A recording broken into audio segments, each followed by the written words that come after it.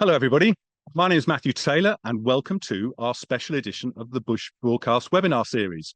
I'm joining you today from our Reedy Creek Reserve up in Queensland, and we're on the lands of the Baili, the Gureng, the Gurang, and the Trabelang people.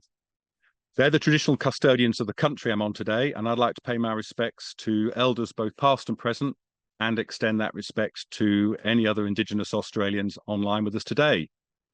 We, of course, recognise that the remarkable landscape that we strive to conserve is on land that has never been ceded. And, of course, its future care is the responsibility of all us Australians working together. So please, as always, use the chat function at the bottom right of your screens to say good day and post any questions you might have as we go through. And we'll get to those in the Q&A section at the end. Well, we've had a pretty busy 2024 and we're nearing the end of the year, but we couldn't miss the opportunity to celebrate the 20th anniversary of us acquiring Reedy Creek, which is one of our most unique properties. As you know from other webinar series and all our communications, most of our reserves are pretty big, they're pretty remote, and nearly all of them have a history of pastoralism or land clearing. You know, there's work to be done on them. Reedy Creek's a bit of an exception. It's one of our reserves, probably the only reserve really, that's got pretty much completely intact vegetation. And it's located in a peri-urban setting, which just means right at the edge of town of Agnes Waters in Queensland. So what makes it so special?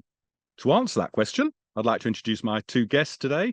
Alongside me here is Christian McCollum, who's the reserve manager at Reedy Creek. Hi, Christian. Hello, mate. Good to see you. And zooming in from our Carnarvon Reserve, further north in Queensland, is our central Queensland ecologist, Stephen Kearney. Hi, Stephen. G'day, Matthew. Yeah, great to see you all. Thank you. Just checking the sound's working. Excellent, excellent. All right, well, let's kick off and find out a bit more about what makes Reedy Creek so special. You can see behind me part of what it makes it special, this wonderful paperbark swamp that we're sitting right in the middle of. If somebody cycles past or you see something strange in the background, it's because we're sitting on a causeway right in the middle of the paperbark swamp, and they shouldn't be here, but that's one of the challenges, and we'll get to that later. Before we do, Christian, you've been here, what, 3 years? 3 years. Now? Yeah, fantastic. How did you get such a good gig? What got you here? Thanks, Matthew, and hi, everybody. Good fortune, really. I come to the area, the central Queensland area, about the same time that Bush Heritage was acquiring this property about 20 years ago. I have a trade background, but a keen interest in conservation. There was an opportunity to lend a hand here from time to time as a volunteer. That grew into a fill-in caretaker role occasionally. And a few years ago, when the gig was advertised, I thought, why not put in an application? I was looking for a change, and like I said, good fortune. Nice. Very grateful to be here. I guess you don't want to leave it now, do you? No, no hurry. What was it said to me last night? You'd have to prize me out of the job. Fantastic. Fantastic. Well, listen, tell us a bit about what makes it so special. How long have we got? What makes this place so special? Well, like you touched on before, it is largely untouched. For those of you who don't know, Reedy Creek Reserve sits north of Bundaberg and south of Gladstone on the Queensland coast. It's one of our few coastal properties in Bush Heritage. Peri-urban environment, so lots of neighbours around us. As you can see on that map, if we all cock our heads to the left a little. What this place comprises of really does make it unique. So the western side, that purple stuff down there is all wetland. That's the drainage line of Reedy Creek and the associated swamp around it. From there, it rises up to the east over ancient sand dunes, which is comprised of woodland that make up the majority of the property. We break them up into two broad groups, bloodwood, tall open bloodwood dominated forests and lower banksia dominated forest. Not to be forgotten is down in the southern corner, tucked away down there, is a really unique patch of coastal vine thicket. There's probably 25 to 30 hectares of it down there. It was pretty special when you showed me yesterday. It's Yeah. really, really gorgeous. So overall, like you say, the property's in incredibly good condition. It hasn't been cleared. It's had minimal human impact, as you can see by those photos. It's certainly a special place. And you mentioned that it was a swampy area here, but it's not a swamp in the sense that most people imagine it, a big open space, is it? It's woodland swamp, isn't it? It's Yep, yeah, it's thick. It's really thick vegetation, so dominated by paperbarks yeah, with the fan palms, creating that nice upper story, which keeps the ground shaded. And then there's that whole host of understories. fantastic. Well, I'd like to now show you a quick video which will explain why this is such a special place. Last week, I had the pleasure to have a chat with Michael Meyer, who's an entrepreneur. He's an investor, a bit of a thought leader, and he served as director of the Meyer Foundation for many years. And he's currently working as chairman of Sunshine Hydro, a green energy company. He's the man actually behind the vision that got us Reedy Creek as a reserve. So please have a listen to this video where Michael explains what his vision was. Hi, Michael. Thanks for chatting with me today. Lovely to see you again. How are you doing? I'm doing really well, thanks, Matt. Been exceptionally busy with green fuels and clean energy company. It's keeping me out of trouble. Doing good work. Good work. Yeah. Well, listen, the reason for wanting to chat to you today is to talk about the Bush Heritage Reedy Creek Reserve. And it's a reserve that's quite different to a lot of other Bush Heritage reserves because it came about because of a vision to ensure that a property development was done differently, i.e. not just maximising profit, but genuinely looking to protect the natural values of the region. That development, as you know, is called Sunrise at 1770 near Agnes Waters, and it's won numerous awards for best environmental development. Can you tell me what your role was in creating this master plan for a conservation village where people and wildlife could coexist together? Look, the simple backstory, Matt, was I had been introduced to the area by one of my best school friends. I was living in San Francisco, and he was a developer himself. He knew every inch of the Queensland coast. He rang me once I was in San Francisco and said, I found this piece of land that I think is one of the best pieces of land in Queensland. And I'm doing a 7-lot subdivision. Would you be interested in buying? So I ended up buying in there, build a house there, and then during the 90s, would holiday up there. And then because I got to know the coastline, we would notice that this piece of coastline beside us, that there'd be 4-wheel drivers on the beach and campers on the beach, and it was a very popular holiday spot. And then driving in, I'd also noticed that there were road signs saying that the land was owned by BHP Minerals. So the land was slated for sand mining at some time in the future. And then come the late 1990s, when BHP went through some restructuring and looked to offload some of their assets, I found out that the land was freehold land beside where I was living. And I thought, I'd hate to see this piece of coastline despoiled in the future, with a greedy developer coming in and overdeveloping it. So I inquired directly with BHP, and they said, yes, it is for sale. Would you be interested? And said, yes, I was. I was really interested because I wanted to protect this piece of coastline. I also found out that the land had sand mining leases on it. In fact, there were sand mining leases over about 100 kilometres of the Queensland coast. So I was successful of going in and negotiating directly with BHP a deal that said, I'll buy it from you over 2-year terms. And in that 2-year, I had to come up with a plan to develop a small portion of it, but then also fundamentally protect the piece of land that is now forms part of the Reedy Creek Reserve. So I was very lucky. I knew the then Premier, Peter Beattie, and we agreed that in return for protecting the land and conserving it, that they would sterilise the sand mining leases. And it was the only second time in Queensland history, as everyone knows the story of Fraser Island, how the sand mining leases were extinguished there.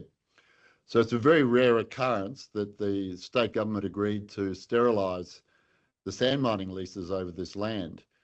And in so doing, it actually enabled the Round Hill National Park to get bigger, Round Hill Head National Park get bigger, the Deepwater National Park, and then the land that now forms the Reedy Creek Reserve was also then protected in perpetuity.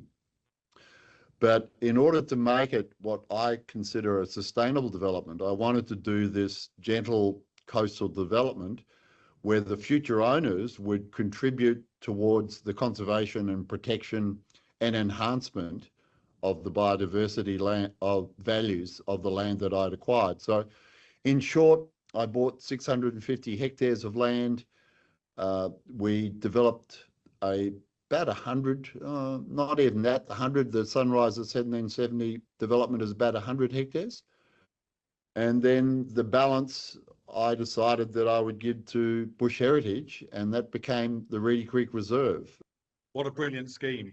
You sound like a rare type of property developer, Michael, given the care you went to look after the natural environment there. I'm also intrigued, what was the connection you had to Bush Heritage at that time? Why did you choose us, as it were, rather than the local council or national parks or another organisation? I guess I'm a friend of Bob's, and so I'm aware of the history of Bush Heritage, and I had a long-standing, deep appreciation of what Bush Heritage was trying to achieve. And the thing that attracted me to gifting the land to Bush Heritage was the combination of its biodiversity conservation values, but also its scientific know-how, Matt, and its management skills. So it was, to me, it wasn't about just giving a piece of land, it was about giving it to a custodian who could care for the land, add value to the land by doing the scientific research. And it's those things that are quite unique in Bush Heritage. It's a conservation organisation, it's a science organisation, it's an organisation that works with the traditional owners, right?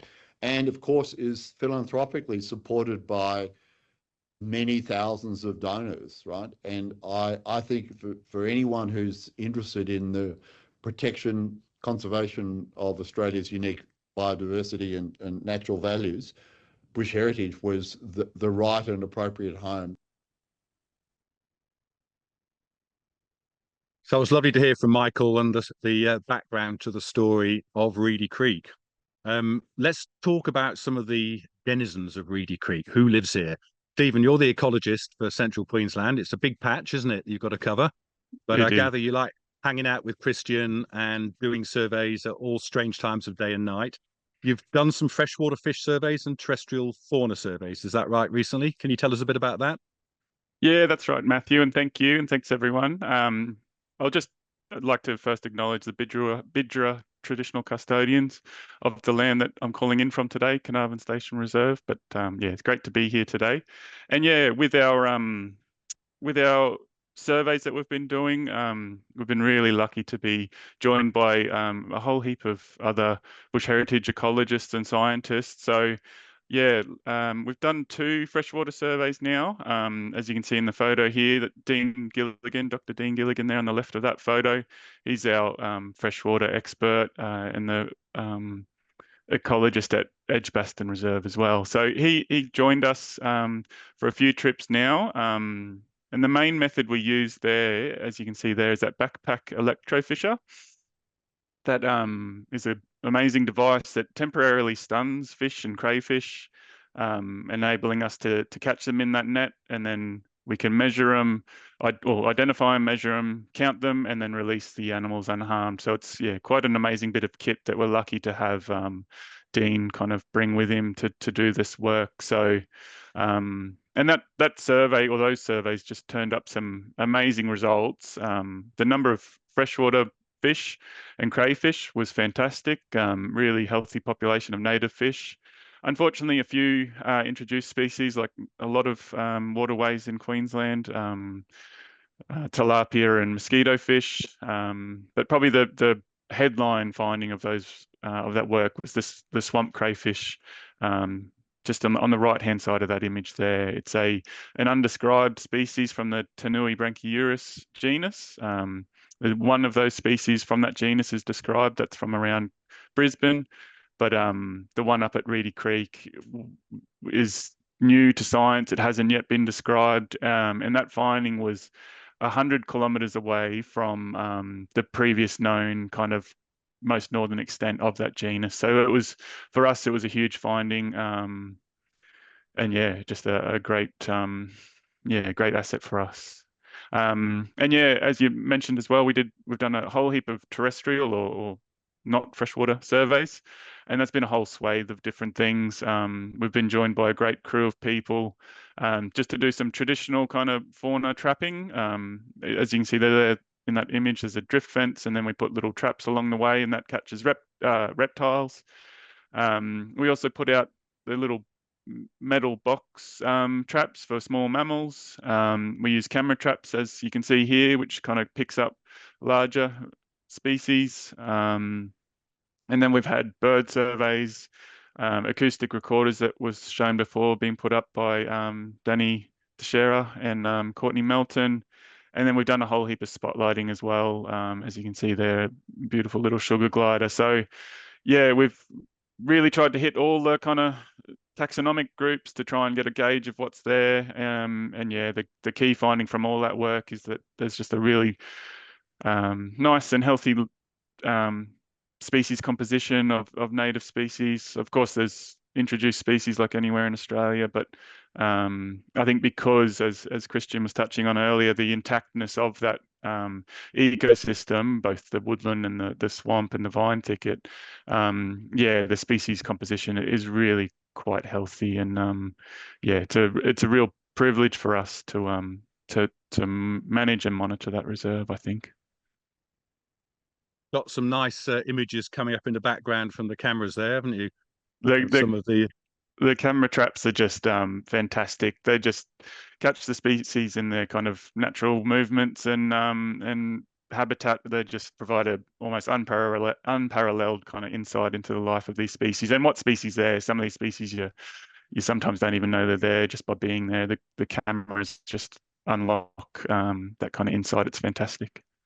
What are you luring in the beasties with, Stephen, there? There's obviously something attracting them in, isn't there?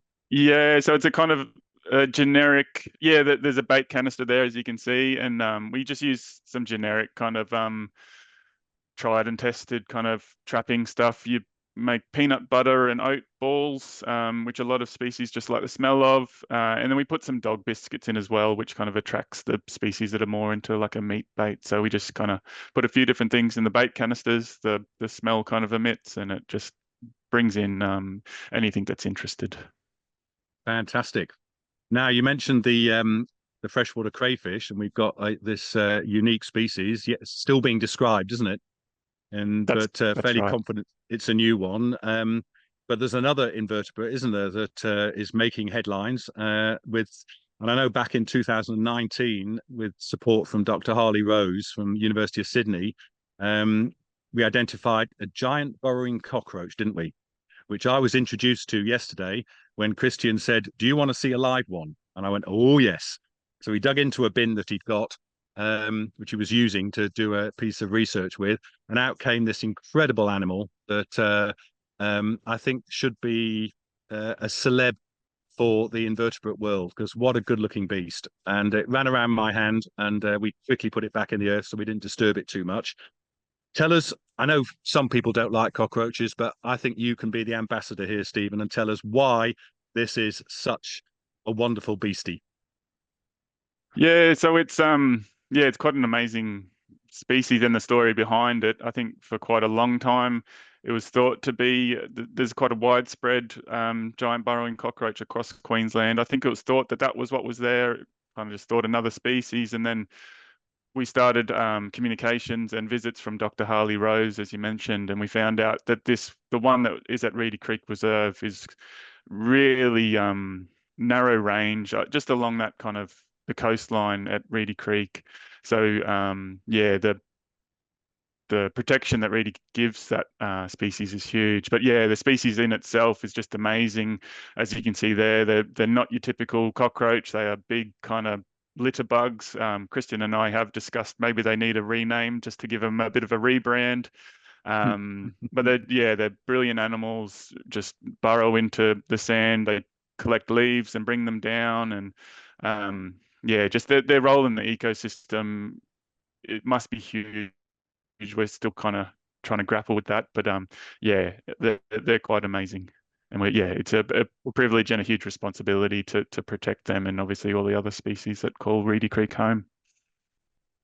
Well, Christian showed me yesterday, and the forest floor was literally turned over. It was like a burrowing bettong or bandicoots had been at work at it. And he said, no, that's the cockroaches. So, as you say, they must have an ecosystem engineering element to their role to keep that soil soft and friable. Definitely, yeah. I think that's exactly it. And I look forward to working with Dr. Harley Rose to work these kinds of things out. The nutrient cycling and the water cycling that they contribute to I think is huge. Well, that's fantastic. Well, we had the opportunity, Christian very kindly did a recording with Dr. Harley Rose last week when he was up here. This gentleman is 83, isn't that right, 83. Christian? Yeah, and he's still choosing to camp in the middle of the bush in a swag or in a tent if he can. So he's next to the cockroaches and he can get out, roll over at night and start digging for cockroaches. So here's a quick interview that Christian recorded of Dr. Harley Rose. Yeah, I'm Harley Rose from Sydney, and I'm very interested in cockroaches in general, but specifically in the soil burrowing cockroaches. I'm up here at Reedy Creek Reserve, lovely, lovely area as you can see, and why I'm here is because they've got a particular species that's more or less confined to Reedy Creek Reserve. It is Macropanethia rothi.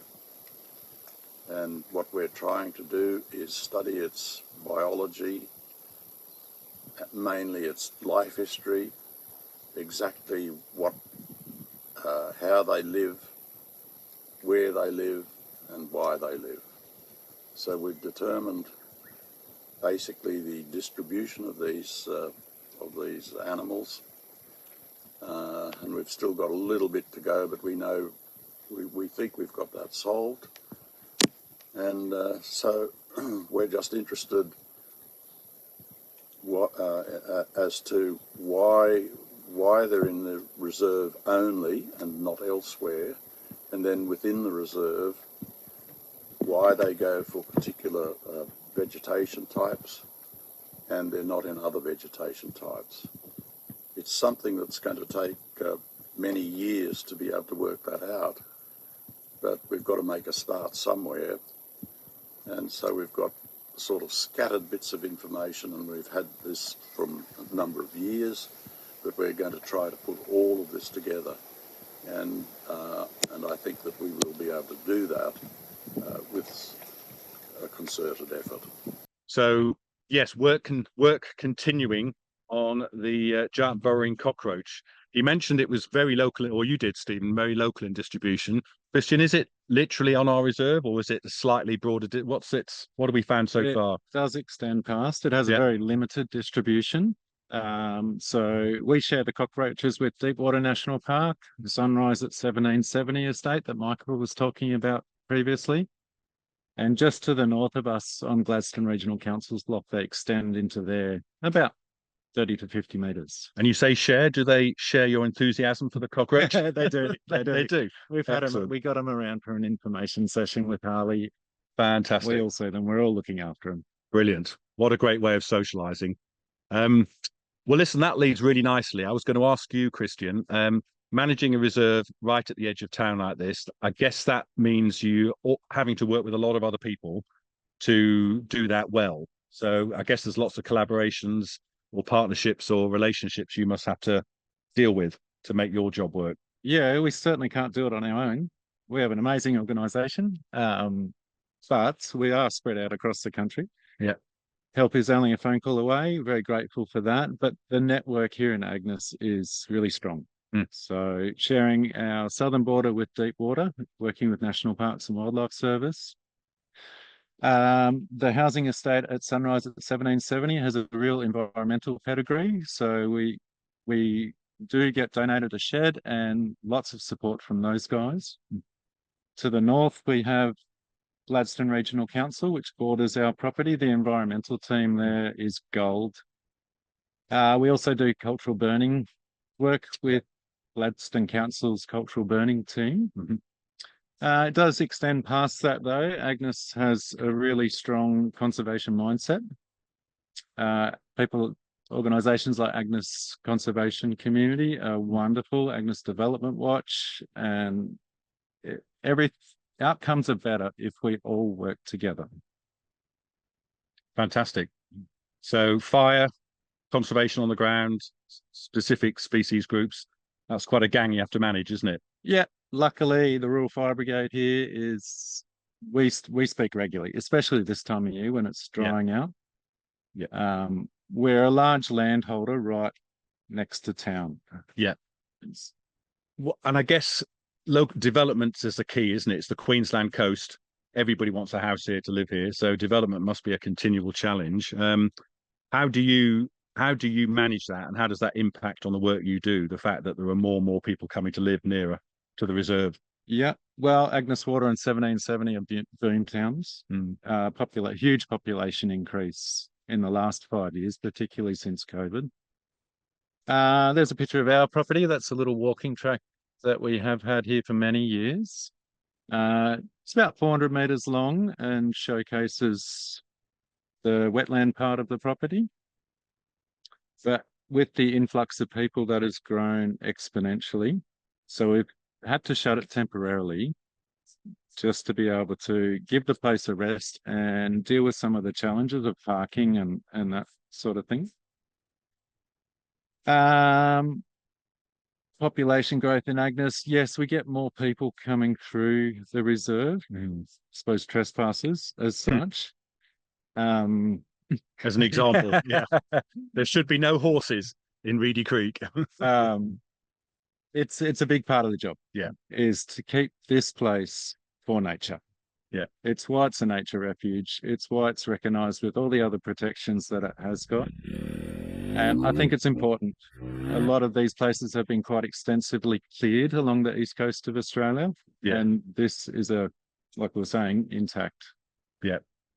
So it's not so much the quiet walkers that cause the problem. It's people on motorbikes churning it up, four-wheel drivers, horses bringing in and pooing non-native seeds and spreading weeds and things. I guess that's what There's it's going, a myriad isn't of it? things. The dogs swimming in the creek and that sort of stuff. Yeah. Yeah. So it's part of the job. Most people are pretty good about it. A lot of people simply just don't know. Yeah. So I guess that's an extra part of your job description, isn't it? A bit of diplomacy and a bit of communication with the locals. Yeah. Fantastic. Well, I also had the chance when talking to Michael Meyer last week to ask him about how we implemented sustainability into the Sunrise at 1770 development. He particularly focused on water and power and a whole lot more. So here's another little clip of my conversation with Michael explaining that. I did want to ask you, is Sunrise at 1770 an example and blueprint for how other developments could be done? Do you think that's possible, that there are other people like you and other situations out there to do something similar? Yeah, I'd like to think so, Matt. I think that we conceptually, if a White Shoe Brigade developer had got over, they could have done thousands of housing lots. I did 180. So the built form, when it's finally built out, will take up about 2% of the land area that I acquired. So you can say that it's 98%. It's in its natural estate, and 2% has built form. But yes, there are parts of coastal Australia where the pressure to overdevelop is high, but there are the opportunities where you can bring development and conservation together in harmony and get a very high value output for the environment, you know. It's unusual, but there are other examples. I know other developers have seen what I've done and have used that model and copied it. You know, I know one down in South Gippsland, the same. So for any person who owns land that has high conservation values, there is the opportunity to develop it in a way that protects the environment, but enables people to live in situations which have high amenity value for people living there, you know. And I know you've been there, that, you know, all the owners there, they love living, coexisting with the natural values in the place. And I put in place some fairly stringent rules, you know, no dogs and no cats. Yes. But when you drive through it, you'll see the animals are completely at home. Yes. It's like their place, you know, the wallabies and the birds and the goannas and things. They're almost indifferent to the people because they know they're not threatened, right? So we had some fairly strict rules, as you know. We had a height restriction, you know, that the building couldn't go above the tree line, for example, you know, so you couldn't have it disturb the natural form from the sea. So if you're out at sea and you look to the coast where sunrise is, you can't see any houses. That's fantastic. In fact, you can walk along the coastline and the same thing. You really can't see any houses. We had turtle friendly lighting, you know, because they're turtle beaches. We had a rule that said you couldn't have light shining out on the beach, again, to help protect the turtles. So I think if you're looking to buy into those sort of developments, you want to look at the sort of underlying values of the development, and if they're consistent with things that you think harmonise with your own interest in protecting the environment, then that's something that should be of interest. You know, I've gone on with my partners to do other ones. I did one on north side of Brisbane, again looking to enhance the values, and, you know, wrote similar rules around the design code and what you can build and all those sorts of things. So we had things like you had to have solar panels, you had to have enough water to supply your own house from what you caught from your roof. So all those sorts of things become important values as they are becoming generally. I mean, the sort of principles that we embodied 25 years ago are now becoming almost first nature. You know, people are putting solar panels. They are looking to be more self-sustaining in what they do. So I think the conclusion is that, development and sustainability, environmental protection, they can coexist. So that was Michael talking a bit more about his more enlightened view of development. I am glad that he has a positive view of developers, but it is always a challenge and it's one that Christian faces, I know, because you're currently having to interact, aren't you, with less sensitive developers on the fringes of Reedy. Can you tell us a bit about that and how you're dealing with it? Well, it's encroaching. Town's getting bigger and town's getting more populated. People need places to live. So along with that comes development. There's an opportunity to cut up more land. There's a great picture there of it. That one there in particular, we share 1.3 kilometres of boundary with. That one's going to be 149 lots. We have raised concerns as a neighbour as to the effect it might have on here. There's bulk earthworks that has to happen to carry that one forward. That's why those lagoons are there, to push up out of the flood zone. And nowadays, the planning rules have changed. No development is to take place in a wetland. However, this is one of those zombie developments that was passed when the rules were different. Wheels are still turning there, and we have had a few wins, but we've been unable to talk to the developers themselves on the phone as yet. Okay, so work in progress. Yeah, things are good. Yeah, they're looking good. Fantastic. Listen, folks, please send your questions in. We've got a few coming through on the giant cockroach, which we'll get to shortly. But just to wrap us up today, it's important we talk about some of the other threats to the work that's doing here. Remember, we said Reedy Creek is pretty much a pristine environment. And I think Christian was proudly saying that about 95% or more of the reserve is weed free, which is pretty impressive. I don't think there are many people who could say that their reserve has that sort of ability to keep out the trespassers, as it might be. So, but I'd like to talk about some of those trespassers that do get in. So, Christian and Steve, fox control. Do we have any challenges with that and other feral animals? Don't know who'd like to take that one. Steve, are you happy to, or would you like me? Okay, I'll touch on a little bit, and then I might pass to you, Christian, on more of the control. But yeah, I was just from a monitoring perspective, as you can see in this image here, we do record feral animals, and yeah, maybe because as this kind of whole webinar is about this peri-urban, where the reserve sits, you get some of that domestic animal and the feral animal kind of as well. That previous photo was likely a domestic cat, didn't quite look feral. But then you get foxes, which are obviously very much feral. And then we've had pigs on the reserve as well. So they're definitely there. And yeah, they're just, yeah, what and how we kind of deal with them is the difficult part. I might pass to Christian to talk. Fox control is a big one because of the landscape nature of where Reedy Creek sits, but I will pass it to Christian. Yeah, thanks, Steve.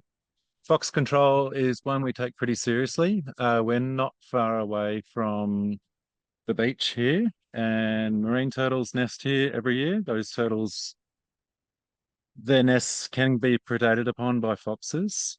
So as landholders in this area, we all get together. It's led generally by Gladstone Regional Council, and we do fox control programs. Generally done with traps and cameras and nighttime drives with the buggy sort of thing, looking for them. It's proven to be pretty successful. We seem to be getting less numbers. At different times of the year, the foxes disappear, whether they head to chook pens on people's places to our west, but they're certainly over here on our property around the November to February sort of time. Things like pigs, we don't get too many. Our neighbours to the south, national parks, they are pretty strong baiting program that happens. They do pig control there. They have also a long section of this swampy creek line. And council to our north have a pest control officer there. So luckily we're sort of in the middle, and pigs are a real target species for those guys. That's great. Well, I have to say, I've been to lots of our reserves, and most of the time, if you see disturbed soil, it's because it's a pig or a goat or something horrible hooved herbivore that is causing trouble. But when I look on the ground here, when you showed me around yesterday, it was echidnas, goannas, and giant burrowing cockroaches. So all natural. So wonderful. Being so close to the urban setting, I guess fire management has some extra challenges to it, doesn't it? Yeah, it does. There's more that goes into that planning pot than what might happen on a bigger, more remote property. What's different? Well, what's the same? The same is, when you're organising a burn, we all take it pretty seriously. It doesn't matter where we are. We're looking at weather conditions, so temperature, wind, humidity, soil moisture. We're looking at topography and how the fire might react. We're looking at fuel types and such. But here we have to add on a little bit more because of our neighbours. It's a requirement to obtain a permit. We need to notify our neighbours. We've got roughly 70 direct neighbours that all have to be notified that we're intending to burn soon. Whereas a typical bush property might have 4 neighbours, mightn't it? It's a few phone calls. Yeah. So there's a variety of methods to let everybody know. Because of the built infrastructure around us, the risk is higher. Yeah. Whether it's perceived higher because it's human infrastructure or not, the risk is definitely higher. So we do tend to overstaff it a little bit. Bush Heritage has a fantastic fire team. We're really lucky to have people like Reese and Al and Greg on board. coupled with a whole heap of experience in the other reserve managers. The Rural Fire Service, as mentioned before, we are in close contact, and part of their charter is to reduce fuels and mitigate the threat for urban areas. So we work together really closely. Yeah, if that answers your question. Yeah, fantastic. And we have mentioned weeds. Stephen, what are the weeds that threaten to encroach on the reserve? And do we have any methods of control for those? Yeah, I'd say there's probably three and a half kind of broad groups of weeds that are a problem at Reedy Creek. Certainly, as you can see here, signal grass and tully grass are big ones. They often come off. There's a road that runs through the reserve, and they come off the road and kind of build up an infestation. But yeah, they're managed via predominantly chemical control, but sometimes physical pulling them out is the way to go. The second group of weeds is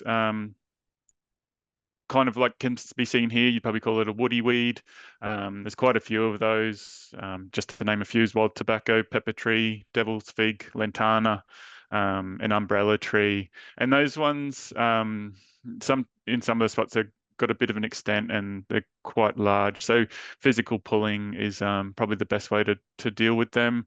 There's a kind of annual weed blitz on the reserve with a team of volunteers that do an amazing job, Christian and them, to pull those weeds. And it's interesting finding that right time to pull them out. There's enough soil moisture that they come out well, but before they flower and seeds, that's a big timing one with those.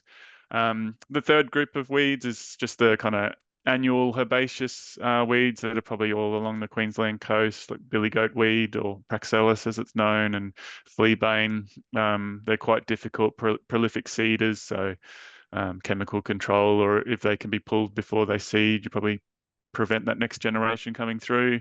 And then I said 3.5 groups of weeds. There's this one that's emerging weeds that we sometimes see a new species and you don't know, is it a weed?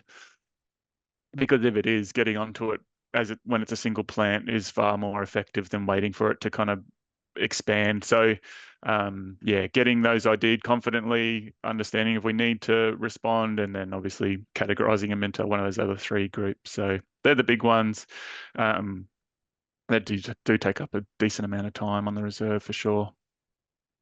But despite that, it's still in pretty good nick, isn't it? Because as I was walking around with Christian, most of those problems are at the edge, aren't they? The edges of the road and the edge of the reserve. So staying on top of that.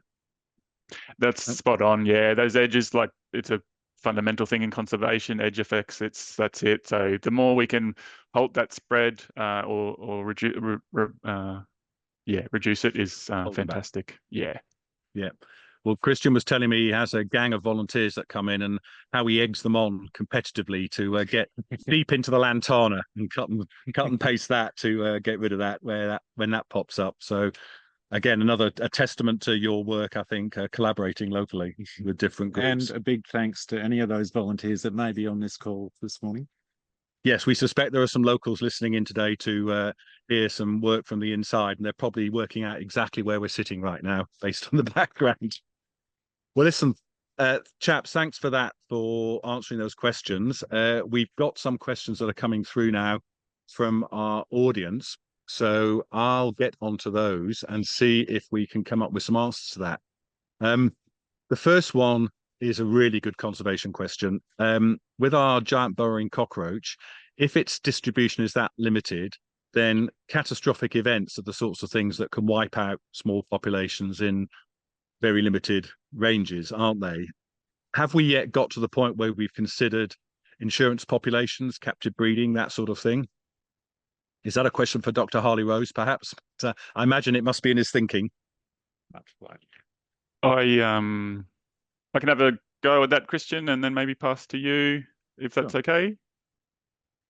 Yeah, so I think Dr. Harley-Rose loves his cockroaches, and there's some research you can do in the field, but there's some stuff you can do at home around life history, so certain things. So Harley-Rose does have some of the animals in quasi captivity to do research on. So there is, I guess that's not a genuine captive bred population. But I guess the other point to make is I think the relationship with Dr. Harley Rose, the understanding of the species and its importance both to Reedy Creek and Reedy Creek to Wit are really ramping up right now.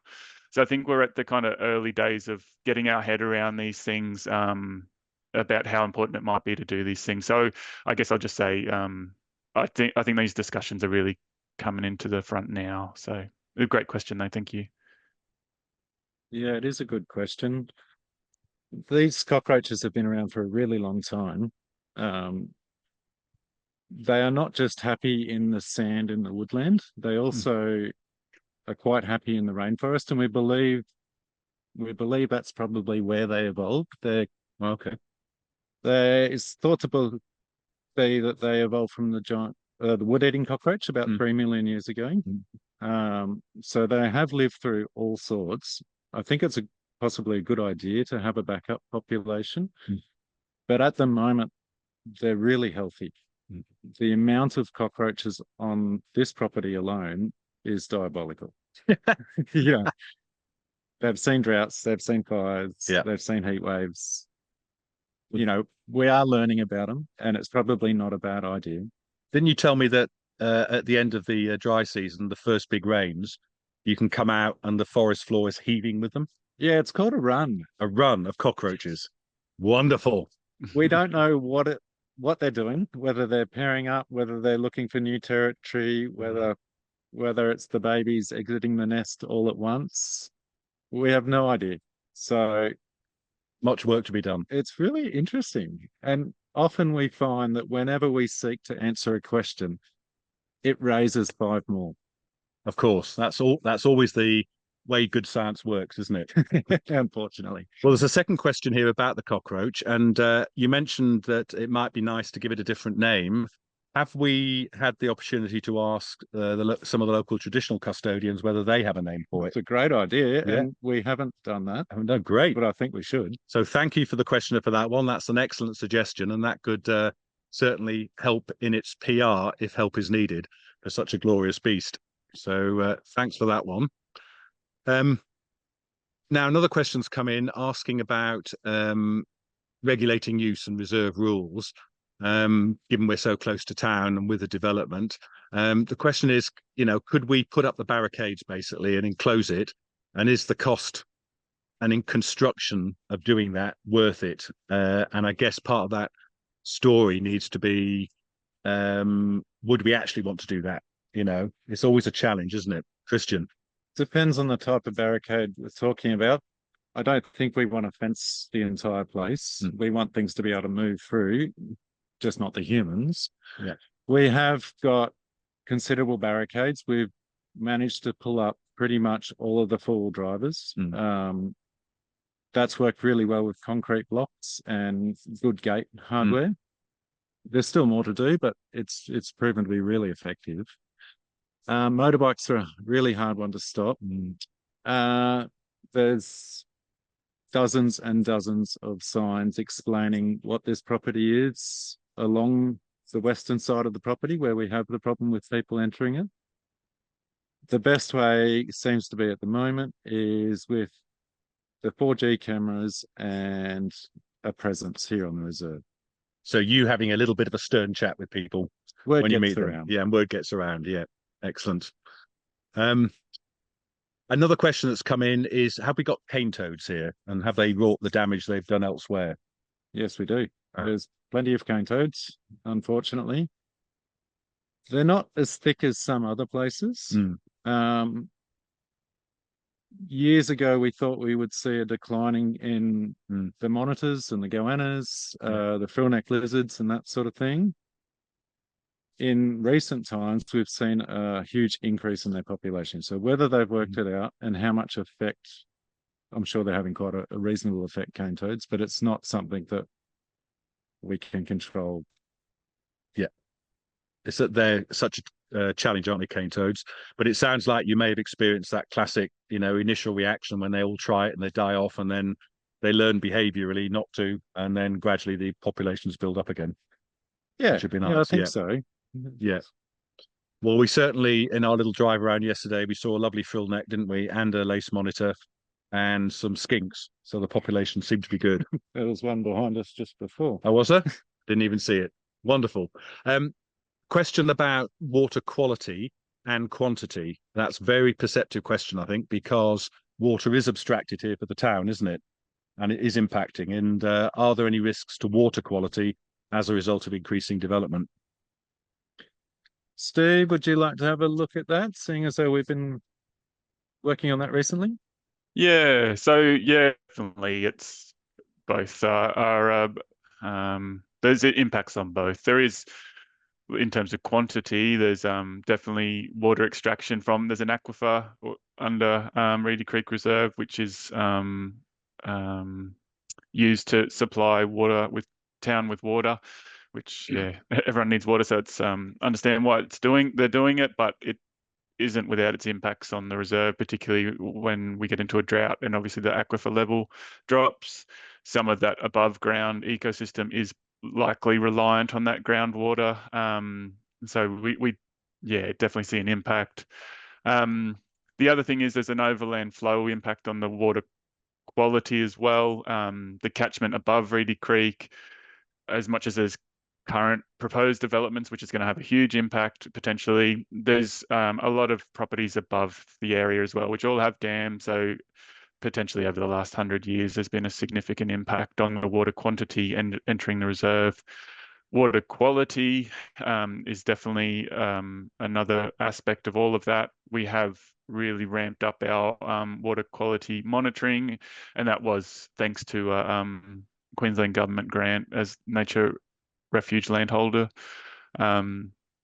holders. So we've got some nice gear now to keep an eye on that. Things are pretty good in the core creek, but you can see when there's a big rainfall event, you can see pretty mucky water coming into the reserve and into the creek. So it's definitely a big thing. Obviously, the more development, soil disturbance, that's yeah, water quality impacts are going to be ongoing for sure. So we might have to look at silt traps and things like that in the future if that becomes a big issue. Yeah, that's maybe I'll let Christian talk about it, but we have been starting to do some remediation work on the Western Break, which is where a lot of that water comes into, with kind of sediment kind of settling things up. Yeah, I'll pass to Christian. Maybe if you wanted to talk about that a little bit, Christian. Yeah, part of that grant was to trial a few larger, much bigger diversion drains. What has happened, because our western side has been used historically as a bit of a shortcut track to town, also a pretty fun place to play in your four-wheel drive. In the light flows, it hits that western break and travels south of us, unfortunately. So we've started on a project to mediate that, and it's been hugely successful. I think we've put in an incredibly large amount of water this year that we would have missed out on. And that was just a couple of small banks that you put across the track, wasn't it? Yeah, To channel it across the road. 4 in total, about 30 meters long each. Yeah. With a hard top on. Yeah. So a simple solution, but it captures the water and puts it in the right place. I think we're in a really good position to do a couple more of them and make a big difference. Brilliant. Okay, getting to the last of the questions now. This is another really good one. Does the presence of new species with limited range actually give us an advantage because the conservation of the value of those species, and does it help with reducing the impacts of development? Do we have a stronger case to argue because we've got giant burrowing cockroaches and because we've got a new crayfish species? Yes, it does help. Yeah, fantastic. When communicating with people such as Des, it's nice to be able to Which quote is Department of Environment Science. Yeah. It's nice to be able to quote a few unique features of a property. Yeah. It has certainly helped with expressing an interest for the Special Wildlife Reserve status. It's a Queensland initiative to give private landholders national park protection Level status. protection. Yeah, so I would say it definitely helps. Yeah. And Bush Heritage already has 2 special wildlife reserves, doesn't it? Pullen and Edgbaston. And you're in the running for the next one, aren't you? I hope, yes. Excellent, excellent, excellent. And all because of a giant burrowing cockroach and a strange crayfish. Wonderful. There's a question here about fungi and another question about surveys. And Stephen, perhaps you can answer this one. Fungi, we know, are such an important part of any ecosystem, and one that usually gets less attention because it's harder and there's less experts, isn't there? And there's another question about, are there any other surveys that you're doing? So perhaps you could tell us a little bit about what your plans are as the ecologist to sort of continue the work of understanding how this place works. Yeah, so with the fungi, apart from Kristen and I going for a short walk the other week when we got rained out of doing some other work, we found heaps of fungi that were in, I'm not a fungi expert, but they were in bloom, or their fruiting bodies were out of the ground, and that was quite spectacular, the diversity. So apart from knowing that it's important to the reserve, we haven't done anything else. So it's a great question. I always say it's the forgotten F from fauna and flora, and fungi. We often neglect it. So it's something that we'd be really keen to pursue. So may look to taxonomic experts in that case. In terms of future works, I'll be up there in mid-November with Christian to do just our traditional kind of vertebrate monitoring, like the trapping that we kind of discussed earlier. But we've got a long laundry list of other stuff we want to do at the same time. There's just so much we can and want to do. So I guess that trip's going to be predominantly just that kind of ongoing monitoring that we do, because we're, not to take too much time, but we kind of just try to do that finger on the pulse kind of monitoring, understand how healthy the values and reserve are. But then there's that more exploratory stuff. And some of that stuff, actually, we will be doing a bit more with the giant burrowing cockroach. We're trying to use camera traps to record them, and then working with our kind of data team to try and use AI to pick up their records in the camera traps as well. So we've got, that's probably a muddled answer, sorry, but quite a bit going on. Some's the traditional stuff, some's this new kind of exploratory stuff that I'm really excited for. That's great. There was a second part, and I think part of the reason for that question was, do you need volunteers for this? So, as always, if you could like to answer that one, then I can do a plug for our volunteer team who can help direct people. Yeah, so volunteers obviously play a huge part in the organisation, what we do, and particularly at Reedy Creek. We do have some bird surveys undertaken by volunteers now. They're local to Agnes Water, so for them to be able to do it is great. And there probably is more space for it, particularly if anyone has expertise in certain taxonomic groups. So do get in touch. But as Matthew said, and I think Megan's just put in the chat, there's ways to get in touch with the volunteer program. Fantastic. Thanks, Stephen. Yes, the link's in there for anybody who would like to put themselves forward to help with whatever skills you may have.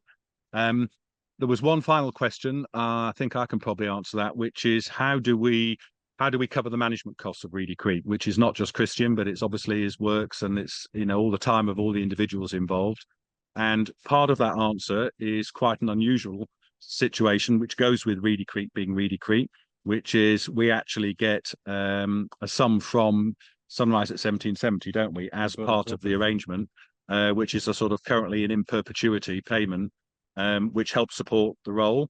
And as part of that, in return, you contribute some of your fire skills, don't you, to protecting the development. And so it's a sort of mutually beneficial relationship, isn't it? Yeah, that's how it works. It's a win-win for both of us. Yeah. But of course, that doesn't cover all the running costs. So the full answer to that is we get a contribution from Sunrise at 1770. But of course, most of those costs are from wonderful people like the supporters on today who contribute to bush heritage. And it's important that before we trip off and I get the chance to have another look at this lovely reserve, I'd like to thank everybody who makes a difference on the bush heritage team, and to our supporters who contribute their time, their money, and their passion to looking after the wonderful properties that we have the benefit of looking after. And of course, the thanks to the community. I know, Christian, that's very important to you. You wanted to reach out and say thanks to everybody who, helped make this place as special as it is. I think we covered off all the questions. Thanks, chaps. If there are any left over or anybody thinks of anything afterwards, please chuck it in the chat or get back to us, and we'll ask the experts to respond to you. And we will meet one last time on the Bush broadcast this year. We've got the first week of December, and we're going to be covering off a few of the 2024 highlights and also bringing you news of another significant reserve acquisition. It never rains, but it pours, but we've got some wonderful properties that seem to be coming our way with good timing. So thanks, everybody. Thanks, Stephen. Thanks, Christian, for joining me today. I know you've got very busy times at the moment. It's summer, it's firefighting season. I know your hearts and minds are being drawn to other very important jobs. So thanks for joining me today for this one. And if you've got a couple of minutes available, we've managed to dig out of the archives off YouTube, actually. Our wonderful producer, Megan, has found this little video that's up on YouTube, which takes you through Reedy Creek and takes you for a little walk through the paperbark swamp. And if you'd like to hang around for that one, you'll get a little insight to just how magical the place is. So thanks again. Thanks for joining me, and we'll see you next time. Ciao. Thanks, everybody.